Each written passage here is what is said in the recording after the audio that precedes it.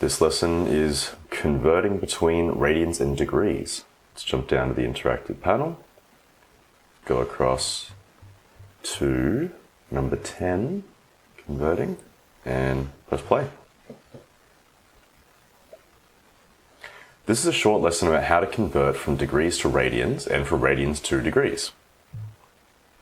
For the exact value angles, we can usually just memorize how they convert.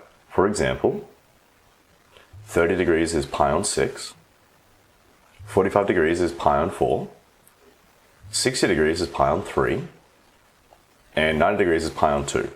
And so you'll use these often enough that you'll probably end up memorizing them anyway. But for uncommon angles, for example 52 degrees, we need to know how to actually convert them mathematically. So 52 degrees is like what pi on what, or maybe like as a decimal as well, like how many radians. And the good news is that it's a similar process to converting other units that we're more used to.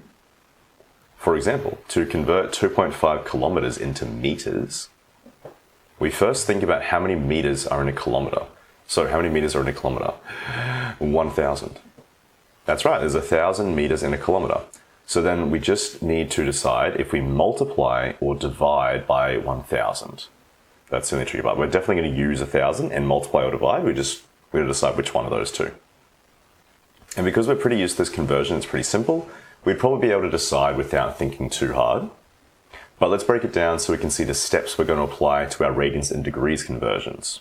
Because it's the same process, we may as well learn it properly on something simple that we kind of already understand, even though you probably already can do this automatically. All right, instead of just thinking of it as 1,000, we can be a bit more descriptive and think of it as 1,000 meters per kilometer. Okay, that's what this 1,000 actually comes from. It means that there's 1,000 meters every kilometer. And so this really, we could say it's 1,000 meters per kilometer. Because, remember, we got the 1,000 by thinking how many meters are in every kilometer. And so the full answer to that question would be there are 1,000 meters in every kilometer. Okay, kind of what I just said, which we can write as 1,000 meters per kilometer. Awesome. Now let's use this to decide if we need to multiply or divide to convert our 2.5 kilometers. Let's try dividing first. First, just type in 2.5 kilometers. Okay, 2.5, and I think it wants the km, yeah? Yeah. Nice. Now for the divide by 1,000 meters per kilometer, we could also write it as 1,000 meters per kilometer, just like how we write kilometers per hour when we're talking about speed. Just going to put the lesson speed down here, speaking of speed. And then instead of using the slash, we can write it as a fraction. And now we can think about how we divide fractions. Remember, we use KCF, keep, change, flip. So we keep the 2.5 kilometers the same, we change the divide to a times, and flip the fraction. So go ahead and do that now. Okay, so keep the 2.5 kilometers, change the divide to a times, so we go shift 8, and then we flip the fraction. So that means we have to go backspace all this, put the kilometers on the top, then backspace this, and put the 1,000 meters on the bottom. Nice. And now we can use some algebra to simplify. I'm going to put the numbers together by putting the 1,000 under the 2.5 kilometers. Okay, so putting the numbers together. And then I'm going to group the units together by putting the kilometers with the kilometers and meters. Okay, so the kilometers goes over to here now. Because the two fractions are timesing and the thousands stand on the bottom and the kilometers stand on the top, we're allowed to just move them around like this. Okay, it's the same thing. And simplify the kilometers times kilometers to kilometers squared, just like how we can simplify a times a is a squared. Okay, just little simplification. So we're grouping the numbers there and the units over here. And so we can see that the units we get by dividing by 1,000 is actually kilometers squared per meter, or square kilometers per meter. Interesting. That's not what we're looking for. Okay, we just wanted to get it in meters, not kilometers squared per meter, which is weird. So now let's try the same thing, but timesing by 1,000 instead of dividing. Type in 2.5 kilometers times 1,000 meters per kilometer. So 2.5 kilometers times 1,000 meters per kilometer. Now we'll group the numbers and the units. We'll start with just the numbers and do the units in the next step. Change our expression to 2.5 kilometers times 1,000 times meters per... Okay, so basically we're just taking the 1,000 from here. See if I can highlight that. Ooh, nice. Actually worked. And then put the times 1,000 here. That's all we'll do for now. Awesome. Now let's do the units. Move the kilometers from the 2.5 kilometers over to the fraction. So we should have that. Okay, so literally we just take the kilometers here. We'll just backspace it, it's easier. Move over here with the arrow keys and put the kilometers here. Okay, it should look like this. There's a few different ways you could, like, you could put the kilometers first, right? But just match it up with what we have here, which is with the kilometers going second. Nice. Now, again, using our algebra knowledge, we can simplify the units because we have a kilometers on the top and bottom of the fraction. So the kilometers will just cancel out and we'll be left with just m. Okay, just like anything in algebra, these kms will cancel each other. Go ahead and type that now. We should end up with just 2.5 times 1,000 times m. Okay, so goodbye to you and goodbye to you. And then we need to get rid of the fraction as well, because there's nothing left there now. Okay, we just have 2.5 times 1,000 times m. Great job. So now we can see that we were in fact supposed to times by 1,000, because when you break down the steps like we did, we can see that the km's cancel and we get left with just m, which is the unit we wanted to convert to. Again, for just this simple conversion of km to m, this will be overcomplicating it a lot, but we're going to use these same steps to convert between radians and degrees, because that conversion isn't as simple as between meters and kilometers. So, to apply this to our earlier question of converting 52 degrees to radians, we need to think about what we need to times the degrees by to convert it. For kilometers to meters, it was times 1,000, but we need to find this for degrees and radians. To find this number, we can think of how many degrees and radians in a full circle. Right, so 360 degrees, and then that's also 360 degrees there, so it's one of these two. And then 2 pi radians or 4? It's 2 pi, and it's sort of like the circumference formula, which is 2 pi r. So that's how I kind of remember it, that it's the same 2 pi there. That's right. So we know that there's 360 degrees for every 2 pi rad, which we can write as a fraction like this. So 360 degrees per 2 pi radians, just like we had 1,000 meters per kilometer earlier. We can simplify the 360 over 2 by just cancelling the 2 from the bottom and replacing the 360 with 180, because 360 over 2 is 180. Let's do that now. So get rid of there and get rid of the 2. Cool. So we have 180 degrees per every pi radian. And you can also remember that that's basically a semicircle. If you go half circle, that's 180 degrees, which is also pi. So 180 degrees per pi radians. Or to make it similar to our 1,000 meters per kilometer from earlier, we can separate the units into their own fraction. Okay, so like this, 180 over pi, and then degrees over radians. Radians. And yeah, or degrees per radian. And this 180 over pi is the magic number we use to convert between degrees and radians, just like this one was 1,000. This one here is 180 over pi. Now we're just going to decide if we're going to times or divide by 180 over pi. Let's try multiplying first. Let's remove the numbers for a second so we can focus on just the units. Okay, so 52 degrees times 180 over pi radians, but let's just use just the units. We have degrees times degrees over radians, so we'll end up with degrees squared per radian, which is the same as like square degrees per radian, which is just a bit like nonsensical. We don't really use that for anything. So it's pretty obvious that was the wrong way. Let's try dividing instead. Change the times to a divide and use the divide button to insert the divide symbol. Okay, so change that to a divide, like that. And then I think just press enter. Yeah. Nice. Now remember, to divide fractions, we use KCF. So we're going to keep the 52, change the divide to a times, but this time we're going to flip the fractions, which is 180 and also the degrees. So you'll see it here. So 52 stays, division changes to times, and then we flip this. So 180 goes on the bottom and the pi goes on the top. And then also we're flipping this. So on the top we'll have rad, on the bottom we'll have degrees, which you type in DEG to get the degrees symbol. And if you ever forget something like that, the common stuff, there's a little cheat sheet here if you click the question mark. All right, let's press enter. Now let's focus on just the units again. This time we have degrees being times by radians and divided by degrees. So we have degrees there and degrees there. So the degrees is cancel, because one's on the top, one's on the bottom. And that leaves us with just radians, which is what we wanted. So to convert 52 degrees to radians, we divide by 180 over pi. Or, because dividing flips the fraction, we can times by pi on 180. So put 52 times pi over 180 in your calculator and type in the result, round to 2 decimal places. Where's my calculator? Here it is. Right. 52 times pi over 180.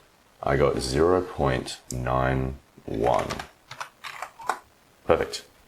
Awesome. So 52 degrees is 0.91 radians. Nice. Now to go the other way, we can do the opposite. Let's try to convert our 0.91 radians back into degrees. This time we do want to times by the 180 over pi, because if we add the units in, so 0.91 radians times 180 degrees over pi radians, then remove the numbers, just focus on the units. This time we'll have radians on the top and bottom, okay? And that means they're going to cancel each other out. And we'll just get left, and we'll get left with just degrees, which is what we wanted. Okay, so it's all about thinking about what's going to cancel. So put 0.91 times 180 over pi into your calculator, type in the result. 0.91 times 180 over pi. 52.14. 0.14. Don't worry that it's a little bit off. So we should have got back to the 52, but because we used 0.91 instead of the actual result of 0.9075, blah, blah, blah, that's why we're slightly off. So it's a bit of a rounding error, but that's okay for what we're trying to do here. Yeah, that's what I'm explaining just here. Small rounding error, don't worry about it too much. Just proving a point. Yeah, so we can see that to convert from degrees to radians, we times by pi over 180. And for radians to degrees, we times by 180 over pi. So let's try some practice questions, and I'll show you a way to easily memorize when to use pi over 180 and when to use 180 over pi. Let's do 60 degrees. It's an exact value angle, so you might already know the answer, but let's do it for practice so you can see it work on something you're familiar with. Then we'll do some trickier ones. So decide whether we're going to times by that or that. Think about how we want to cancel out the units of degrees and just be left with the units of radians. Okay, so currently it's in degrees. We want to have it just in radians, so we're going to try and cancel out the degrees. And pi represents radians because we often use pi with radians. And 180 represents the degrees because 180 degrees in a semicircle. That's kind of how you remember it. So because we want to cancel the degrees, we want the degrees on the bottom of our fraction, meaning we want 180 on the bottom. Okay, so 180 is for the degrees, and then pi is for the radians, which is on top, and the degrees will cancel each other out. And so we know we want timesing by pi over 180. So put 60 times pi over 180, 60 times pi over 180, 1.05. Nice. Now, if we want to get the exact value to be more accurate and avoid rounding, we can do it by hand. So first type in 60 times pi over 180. Okay, 60 times pi over 180. Then we can simplify to this, so just meshing the fractions together. Because the 60 and 180 are both divisible by 60, we can divide the top and bottom by 60. Okay, so 60 over 60, 180 over 60, or divided by. The 60 on the top will cancel, just because it just equals 1. And the 180 divided by 60 will be 3 on the bottom. And we get our exact answer that matches up with the exact value table, and which is pi on 3 radians. Usually if you can give an exact answer by using pi and the fraction, you should. So keep an eye out for familiar exact value angles, 30, 45, 60, and the multiples. So any multiple of 30, 45, or 60, so 30, 60, 90, 120, 150, and then 45 would be 135, 225, stuff like that. Those ones can always be converted into a nice fraction with pi. There's also lots of others, like you might just have weirder denominators that we don't use as often, like 5 or 7 or like 23, and it can still give you a more accurate answer than writing it as a decimal. Let's try the next one. This one's in radians, and it's also related to the exact value angle, so it's a good one to practice on. Remember, to decide whether to times by pi over 180 or times by 180 over pi, think about how we want to cancel out the units of radians and just be left with the units of degrees, okay? So ideally we want to get rid of the radians. So radians there, so we want radians on the bottom and degrees on the top of whatever we're timesing by. So pi is for the radians and 180 is for degrees. Yep. So because we want to cancel the radians this time, we want the radians on the bottom, meaning we want pi on the bottom. So pi will go down here, and we want 180 on the top. So we're going to times by 180 over pi instead this time. So put that into the calculator, 3 pi on 4 times 180 over pi. So what's that going to be? 3 pi over 4 times 180 over pi. I got 135. Sounds like a nice number. Nice. In this case, we get the exact number straight away. The pi is usually the thing that causes the rounding errors, and it gets cancelled out here. So you'll probably find that happens a lot. Also, because of the pi's cancelling, this one can be a little easier to recognize that we need to times by 180 over pi. So if it has pi in it, if you have a pi on the bottom of whatever you times it by, then the pi's will cancel. So you can also think of it that way. But yeah, definitely always works to think of it like, cancelling out the radians. So try that one, these next ones. Not sure what I was trying to say there, but I think it just means like try that strategy on these next ones. I think, yeah, okay, it's supposed to be like, so try that on these next ones by yourself. Okay, my bad on the typo. Remember, it always involves pi and 180. You just need to figure out if it's times by pi over 180 or times by 180 over pi. Man, these are long sentences. You gotta remember to breathe. By thinking about which unit you need to cancel. Right. So this one is 11 pi over 6 radians. So we want to cancel out the radians. So I'll draw it out for us, or like type it out. So 11 pi over 6, that's in radians. We can times it by something. Firstly, I'll think to myself, well, it's in radians. So if I have radians on the bottom of whatever I times it by, then the radians will cancel. And that means I can put degrees on the top. And so our little like conversion ratio is 180 degrees per pi radians. So we're going to times by 180 over pi. So then I can just go to my calculator, 11 pi over 6 times 180 over pi. And like we don't need to think about the units at that point. So just type that in and I get 330. Let me clear this now and just type in 330 and that's it. Pretty easy. So it's always pi and 180. It's just like, is it on the top or the bottom? So for this one, 225 degrees, I want to cancel out the degrees so that I'm only left with radians. So timesing by radians over degrees. And then what goes with radians? The pi. What goes with the degrees?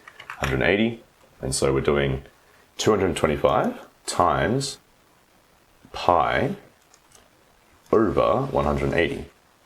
And I got 3.93. And so if I wanted to get an exact value, I could do the 180 and the 225 by hand and just simplify it down. But for these parts, we're fine with just whatever the calculator spits out as a decimal. So yeah, I got 3.93. I'm not sure if I said that on the calculator.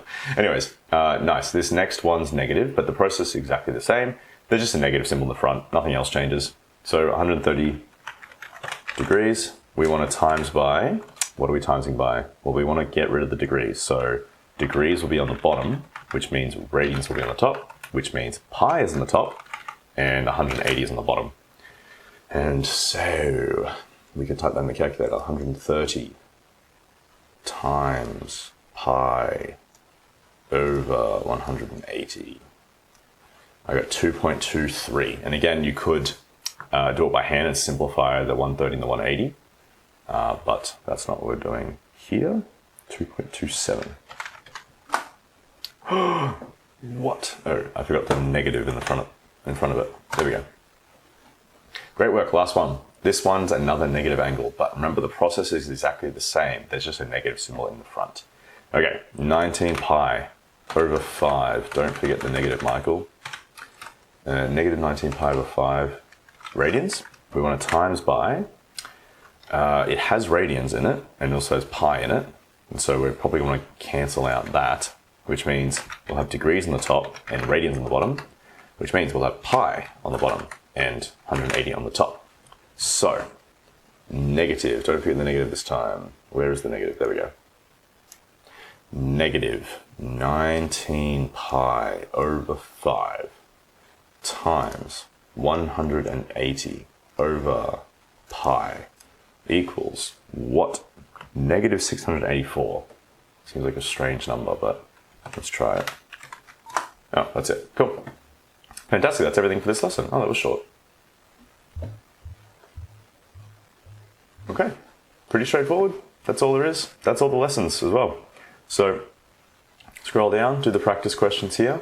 This one has a really good video explanation to go with it if you're not too sure about how to do it.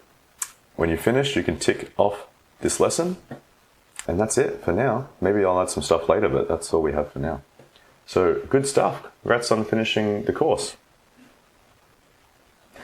There are some other tools that go with the unit circle stuff, and so you can check over here at tools and templates. Otherwise, you can check out the other courses as well. So if you go, well, you can just click on courses up here. Yeah. All right. Goodbye.